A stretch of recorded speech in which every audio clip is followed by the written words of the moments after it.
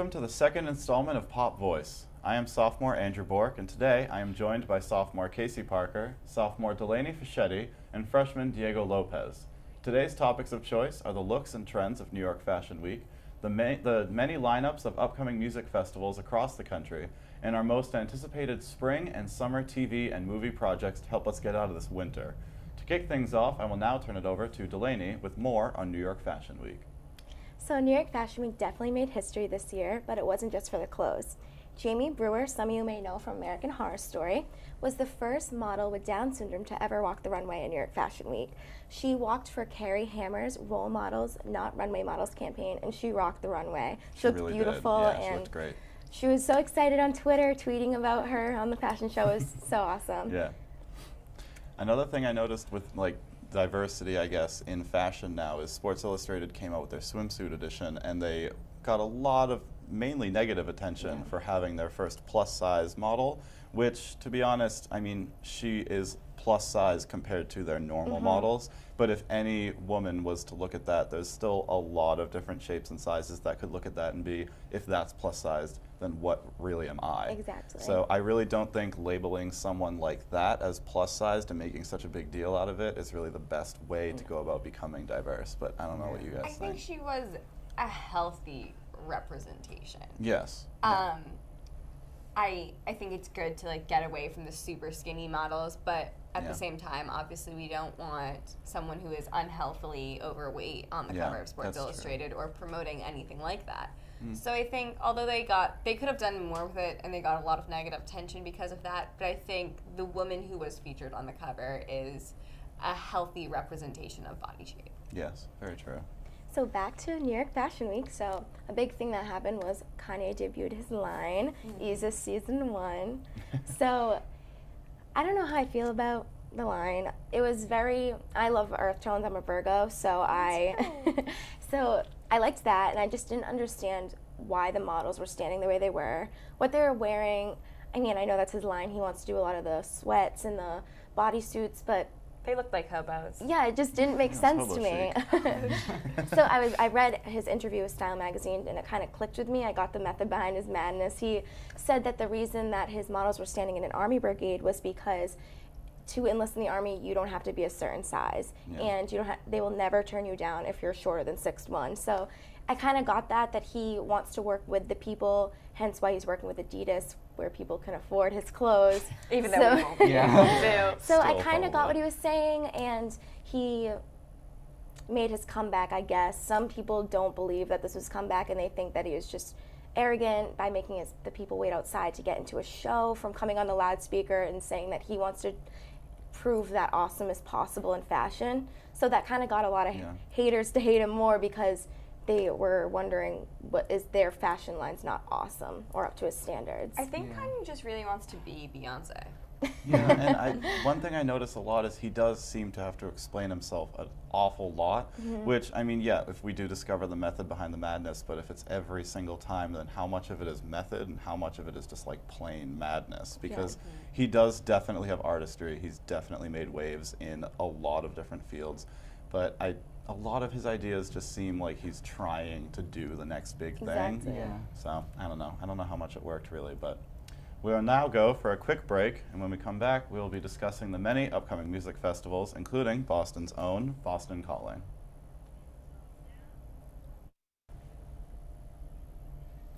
Welcome back to Pop Voice. I am Andrew Bork, joined by Casey Parker, Delaney Fischetti, and Diego Lopez. As many of you may know, the country's top music festivals are announcing or have already announced their eagerly awaited lineups of artists. Casey, I know you wanted to touch upon this, so take it away. So obviously I'm most excited for Boston Calling, since we all live in Boston. It's going to be May 22nd to the 24th, and some of the headliners I'm really excited about are Beck, Tame Impala, and Tovlo, as well as Marina and the Diamonds. I am so into Tovlo right now, and I know a lot of other people are. She's becoming a really big thing, not just in the outside community, but in clubs and in pop music. So that's really exciting.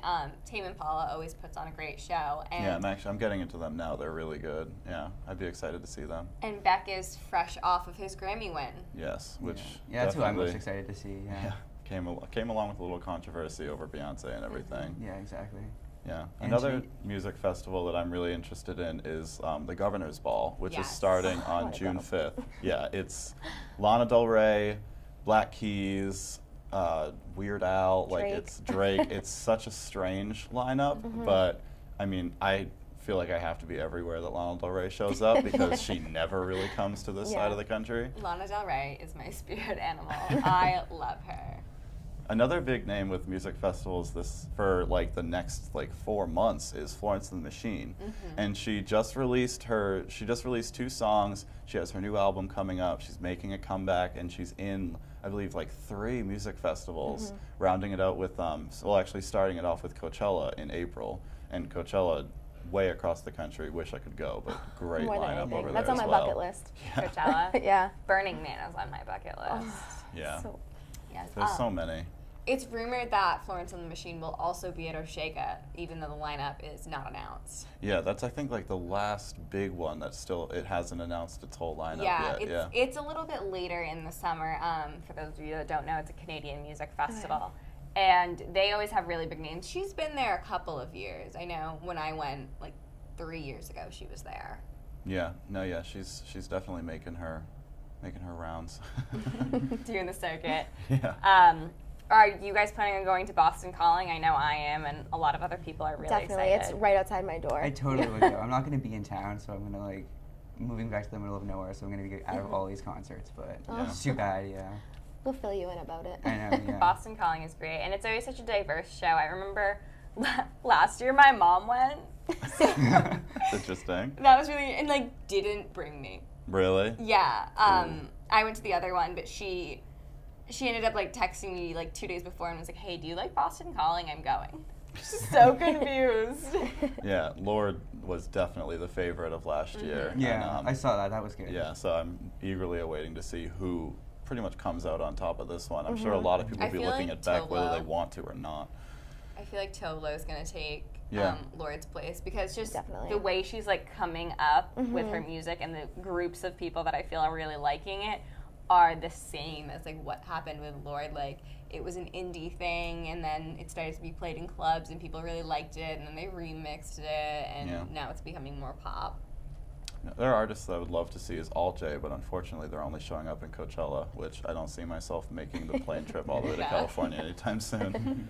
But we are going to take one last break, and to wrap things up, we will be discussing our most eagerly awaited projects for the upcoming spring and summer.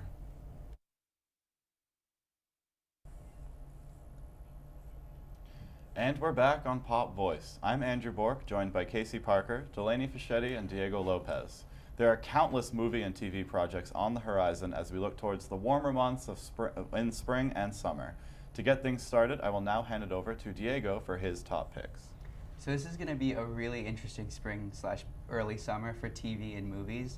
As far as TV goes, the biggest month is going to be April, with April 12th, the next season of Game of Thrones. Hugely anticipated, hugely look forward to, and have a lot of new material that people haven't covered before. So Yeah, they're going to be killing characters that haven't died in the book, which is announced like a couple of weeks ago and is already creating a lot of drama with fans. Yeah, It's gonna be George R.R. crazy. Martin is not writing fast enough for the No, series. They've already definitely caught not. up with the books that have been published, and so he's giving the show a lot of freedom with where they can take it and what they're going to do. I think it's going to be really interesting to have like 2 separate angles. You can have the Yeah. books, which are one way, and then the show it's another way. So if you don't like one ending, Yeah, you get exactly. another Best one. of both worlds. Your character will probably die though still. Also coming up is the final season of Mad Men, which has been like a great show, winning tons of Emmys. I'm Yeah. super excited to see that. Like personally, I know that's what I want to see, so that's going to be interesting. And looking towards movies, I think the biggest month is going to be May. That's kind of when like the summer movie season usually starts. Yeah. So like we're having like a huge movie, which is the second Avengers. The first one made buckets of money, so I'm sure Yeah. the second one will as well. It's also going to be, I think it's going to be the last Fast and Furious. It's the first one made since Paul Walker died, so Yeah. it's going to be interesting to see how they wrap up his story. Because like I think I heard somewhere they're supposed to have some sort of like tribute to him or something Yeah. like that. He was able to film, like, I heard half of the movie, so they're either going to use stunt doubles or they're trying to figure out what they're going to do They to. used his brother or something like Yeah. that. I think I heard that somewhere. That's interesting. So yeah, it's going to be interesting to see. And Pitch Perfect 2, first one was a really popular musical, and Second one's going to be interesting too. So a lot to look forward to. What are you guys looking forward to? I'm definitely looking forward alongside with Game of Thrones in April, but in May, the new Mad Max movie is coming out, which is long awaited from the second one, The Road Warrior, which kind of like jump-started Mel Gibson's career. He's not returning for the third one, but the producers have promised that it's almost going to be a feature-length car chase through the desert. Interesting. And it's Tom Hardy, Charlize Theron, Nicholas Hoult, and it just looks like a very different sort of film, and definitely more of one of like the high-octane, fun movies to catch this summer. There's a lot of like 80s, 90s throwback movies coming out this Yeah, summer. Like, a lot of throwbacks to, like old series like and another everything. Terminator's coming out, another Jurassic Park. Yeah. Just like lots of going back. So it's gonna be Going cool. off of that, from the throwback, is Cinderella's coming out next month, and I'm so excited for that. Modern twist, and what's not to love about Cinderella? I mean, I'm really loving this whole new genre of like kick butt fairy tales. With Maleficent and the series Once Upon a Time, if you guys have seen it, it's really women empowering, as like fairy tale characters are now being able to take care of themselves, and they have more to their life than just meeting a guy and falling in love, which I really like. However, I am really disappointed that I was not cast as Cinderella. Well, you know, there's always the next time. They'll never stop making those movies. True. What I thought was interesting with Terminator Genesis, though, is Arnold Schwarzenegger is actually coming back to be in the movie. Yeah, and he So wasn't in the last two, so Yeah. that's going to be... It always seems like he takes these breaks on his career and then just suddenly is Keeps back people into desperate. it. Like Yeah. he just gets Exactly. bored or something. I don't really know. Being a senator, is he a senator? No, He was not he was anymore. What was he's a, no, he's a governor of He was a California. governor. Was the Yeah. governor, yeah. Just got Well. bored with being a governor. Yeah, exactly. Ugh. And that's all for our second installment of Pop Voice. Don't forget to visit SuffolkVoice.net for more information and updates. Like us on Facebook and follow us on Twitter at @SU_voice.